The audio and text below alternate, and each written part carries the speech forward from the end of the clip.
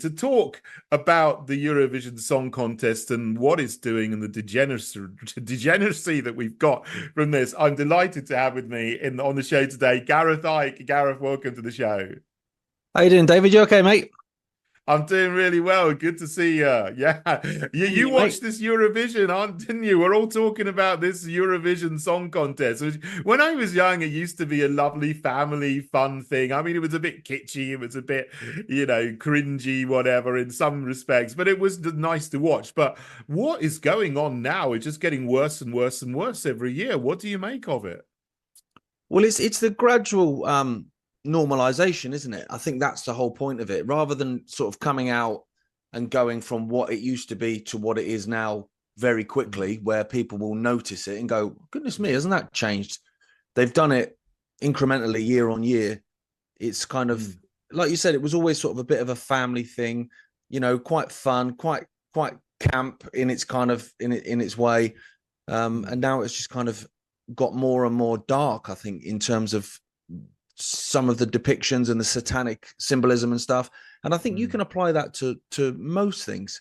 You watch, say, a Madonna music video from the 1980s, and then you watch one from now. It's not the same thing. There is this normalization of this kind of quite satanic imagery, and I don't think that's by accident, David, because I don't think anything's by accident. And so by doing it gradually, each generation then kind of finds it less weird. So kind of dinosaurs like me and you will look at it and think, God, isn't that strange that it's quite dark? Whereas someone who's say 12, 13 who's watching it is, well, that's normal, isn't it? That's what music videos are like. That's how everything is. And then you go on another generation, and suddenly, drinking blood on stage at Madison Square Garden is that's normal. That's part of a rock and roll show. It's unbelievable to me, isn't it? Because I haven't watched Eurovision for quite a while. I mean, the last time I actually sat down and watched it all the way from start to finish was about 15 years ago. And, I looked at it now because a lot of people are talking about it because there are these new controversies. But yeah, you're absolutely right, isn't it? They're normalizing things that just shouldn't be normalized, that were beyond the pale, even 15 years ago, let alone 30 years ago. But the Exactly. other I mean, thing, I'm the same as you, David. I don't watch it, mate. I have no interest in television, period, to be honest. yeah, But I was the same. I saw people sort of talking about it, and I thought, okay, I'll go in and watch some of this stuff. And I wasn't shocked, David. And I think that's right. probably the weirdest part of it, that it's so normal now that you expect to see this kind of imagery that actually, yeah, that's just how it is, and that's not a good thing for that to be normalized, even in my own mind. When it was a bit kitsch and a bit camp and all that kind of stuff, people were annoyed then, and you could argue back at that of like, oh, come on, mate, do you know what I mean? It's just it is what it is.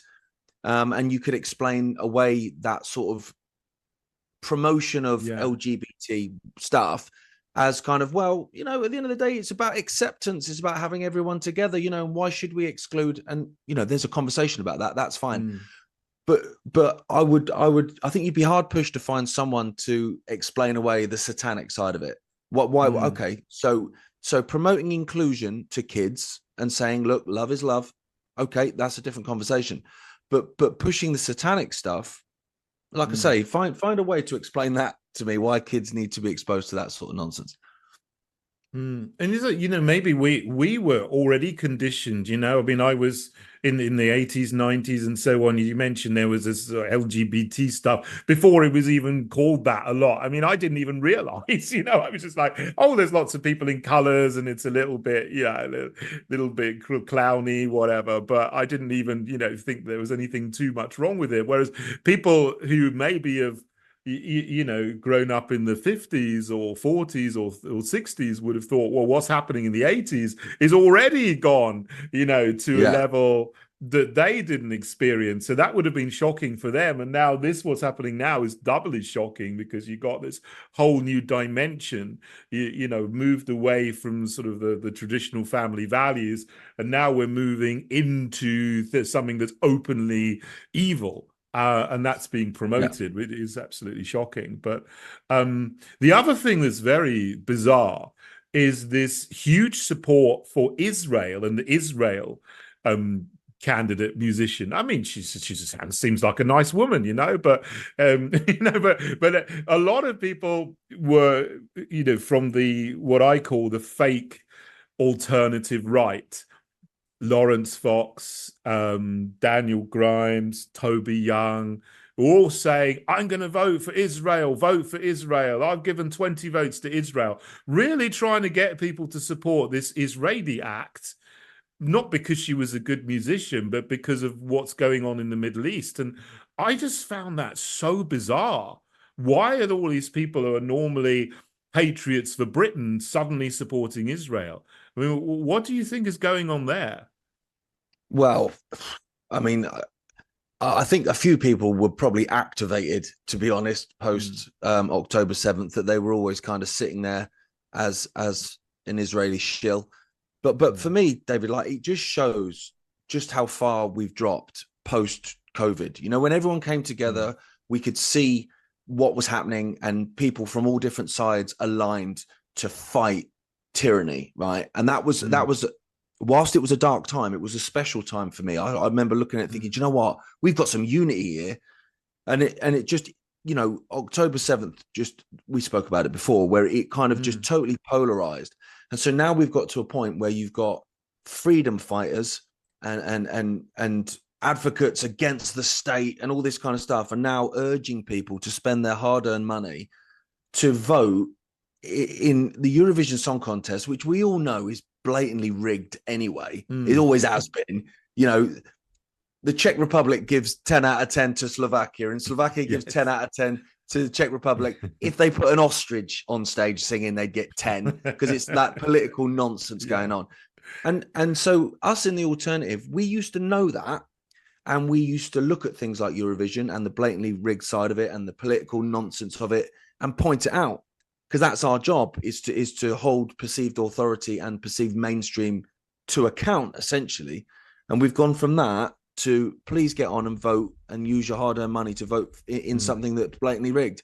It's and the only reason they're doing it is to try and annoy. I said this on Twitter, is to try and annoy someone with purple hair. That's the whole reason they've done it. It's this tribalism, and there's all these people all these people, like, they portrayed themselves for years as being anti-woke. But now suddenly they're supporting the wokery of the Eurovision Song Contest, but they're actually portraying support for Israel and support for Zionism as being anti-woke because the Palestinian cause is woke, not mentioning anything or giving any consideration to the ongoing genocide that's there, which is, what I'm concerned about. And it's really bizarre for me, because I'm on the right, no question. I mean, I'm very comfortable with, being on the right, the hard right, and people saying that of me. But the other people, the majority of people that are on the right that I've agreed with on Brexit, maybe on freedom, and many other things, on immigration, are now suddenly completely in a different place to me on this genocide issue. They're not, they're supporting it essentially, and I just find that very disturbing. It was quite hard. I've got to say, a month or two after October, when you were coming into December, when the numbers were just getting insane in terms of deaths, and I was looking at people that I used to admire, and would go to protests with and hang out with, and I'm looking at their social medias, and I'm looking at what they're saying in interviews, and I'm thinking, dude, you're insane. Like, that's an insane way of looking at it, because again, it comes back to that tribal thing. It's like, I can overlook genocide because it's not my side carrying it out. And actually, those people that are protesting against genocide, they're generally pro-mask, pro-jab, pro-LGBT mafia nonsense. So I disagree with them. So I have to disagree with them on this, which means I'm pro-genocide. Now, if disagreeing with someone makes you pro-genocide, that you need to have a look in the mirror, mate. And this is the thing, you're urging people to go and spend money to vote on Eurovision, like it's a game of football. Yes. Vote for this team, they can win the cup. It's like, dude, kids are dying, mate.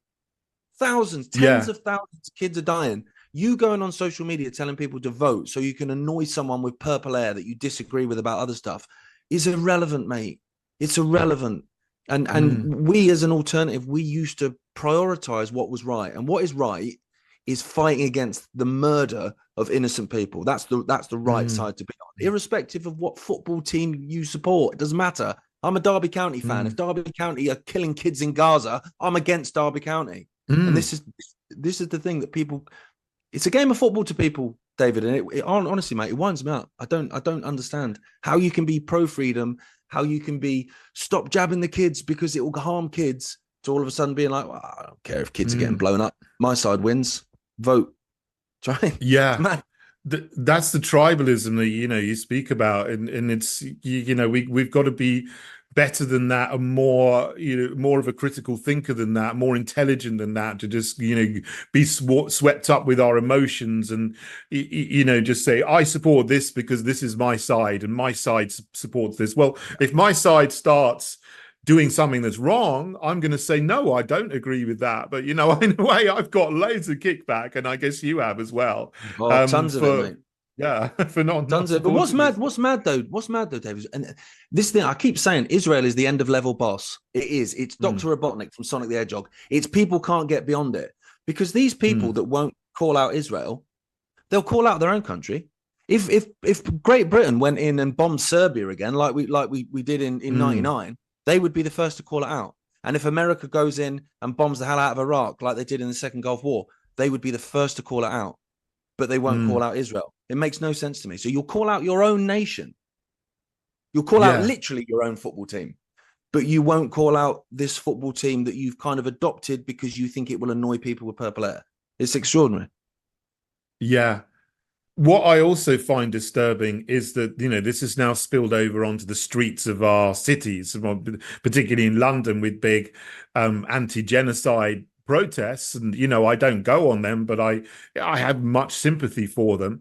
But they are being smeared as hate marches and pro-terrorist marches by all of these people who previously said they were for freedom of speech. But now they're Yeah, agitating against freedom of speech. And what they don't realize is, if you are using this, you're being cajoled or directed subconsciously somehow into making restrictions on free speech.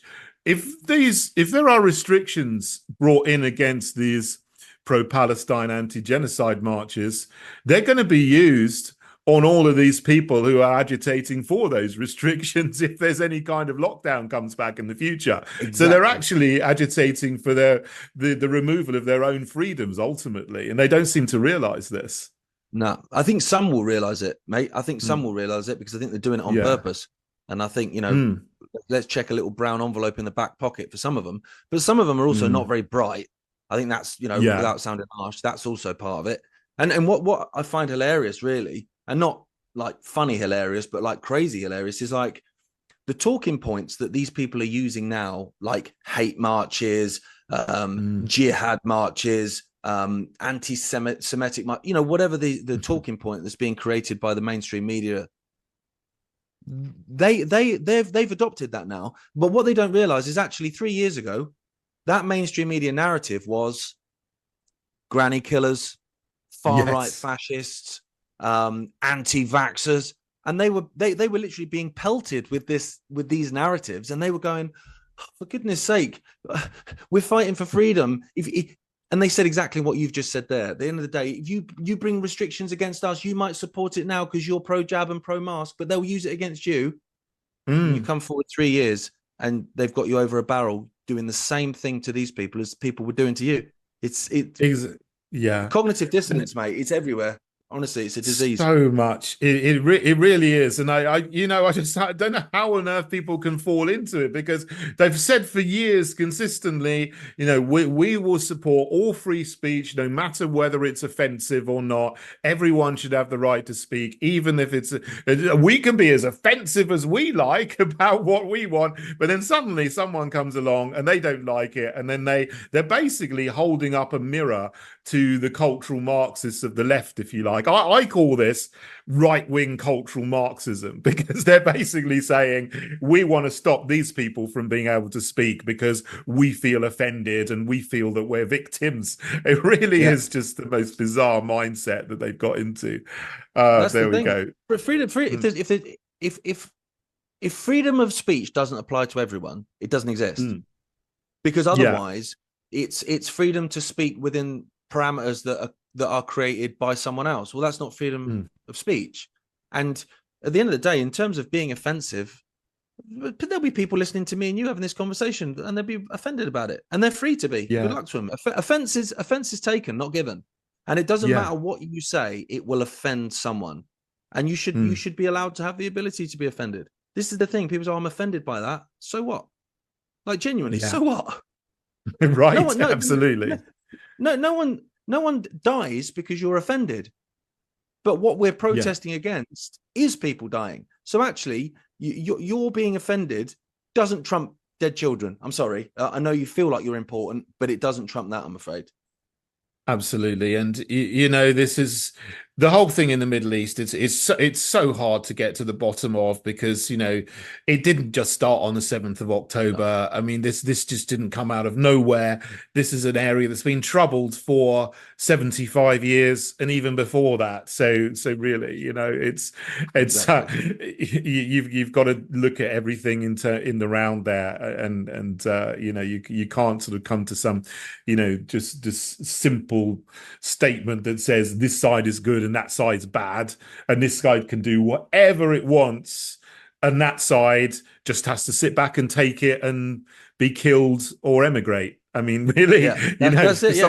Yeah, get out or die. That's it. Yeah. And the thing is as well, I think a lot of the people that are very rabidly supporting Israel don't like Muslims. They don't like the mass immigration from Muslim nations, and therefore they're pretty fine supporting Israel because Israel's fighting the Muslims in their mind. They don't take into account the fact that there's Christians in Palestine or any of that, you know, whatever. So that's the place that they're coming from. But it's like, okay, but you don't realize that a lot of the wars on behalf of Israel, by the way, in the Middle East led to that mass immigration that you've now got the ump with. So you're actually supporting one of the main forces that started it. And I'd also have a little look into the NGOs and who supports and funds those NGOs that facilitate the mass immigration into the United States and into the UK, because you know, you might find that it connects back to a country that you're now supporting, but people don't look that far into it because they daren't, because it's the end-of-level boss. I know, that's it. Well, let's hope that more people can see sense on this, and I'm really, really glad to still have friends like you, Gareth, who can see through this and are still on the right side and are speaking up for human rights and freedom for everybody. Like, Gareth, it's been really great to talk to you and have you on the show. You, mate.